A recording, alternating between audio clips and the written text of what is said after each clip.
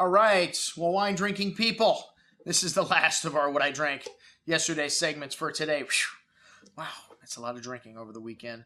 But, we are trained professionals here at the Wine Watch. Do not worry about us. Well, this has become an annual event, our Borgogno tasting, and unfortunately, Mr. Ferranetti and Mr. Rivetti have had a falling out, so this wine's no longer imported through indigenous selections, but there's still a few bottles hanging around with their import label on it, and unfortunately, the wines have gone up in price with the new importer domain select, and that's not the new importer raising the price, that's Ferranetti raising the price, because he feels like he's the only one that has a great cache of old Barolos on Earth. Well, you know what? You just might be correct. But that's why we like to drink these, because they're impeccable shape. Borgogno is one of the only firms that I know of, before they send these old dogs out to market, they decanter the wine. They put on the import label, this was decanted August of 2007, and they put it into a new bottle, clean it up, there's no sediment, put a new cork in it, top it off with that same vintage.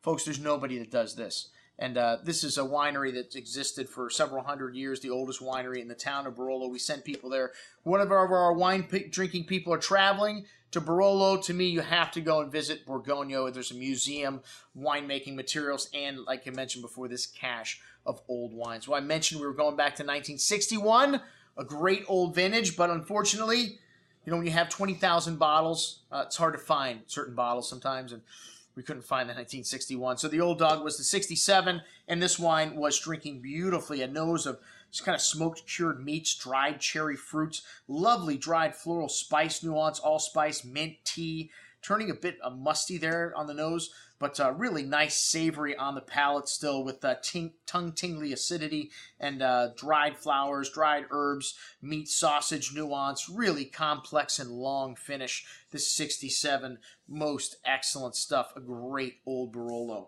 All right, the 78, another classic vintage for Barolo. This one had some cocoa, some dark spices, very complex with notes of dried meat, underbrush, nuanced cherry fruit, still some leather saddle apparent on the nose also.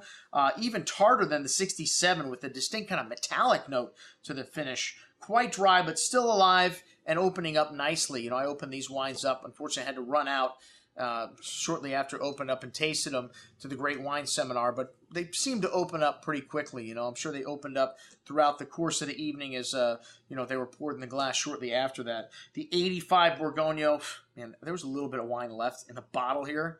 It's still drinking beautifully like 3 days later. 4 days later? Wow. Unbelievable. Well, lovely allspice and dried flowers, herbs, a little bit of tar and truffle nuance to the nose here. Lovely freshness. This is the freshest of the three, by far. 85, a great vintage for Barolo. And this wine had a lovely velvety, smooth texture on the tongue. Really singing right now with lovely spice notes and black tar through the finish. Classic Barolo. Still a bit tannic. This wine could still go a little ways. All right, the 88. Got a bit of underbrush kind of to the dried mushroom and brown spices. Some red cherry fruit still showing here, but this wine may be a little bit more evolved than the 85 even.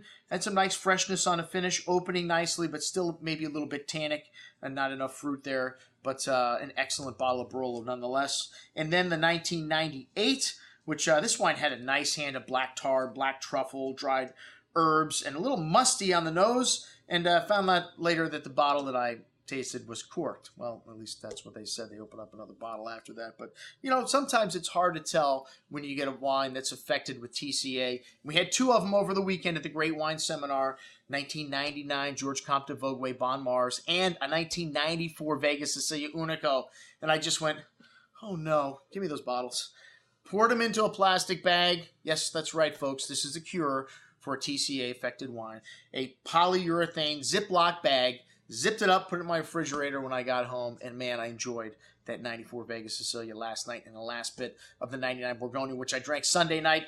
Both of them were just incredible and cork-free after a day. So if you get a cork bottle of wine, folks, don't throw it away. Put it in a Ziploc bag and throw it in the fridge. Come back to it a day later. 99% of the time, that wine is cork-free and still delicious to drink. All right, folks, that's what I had to drink last night.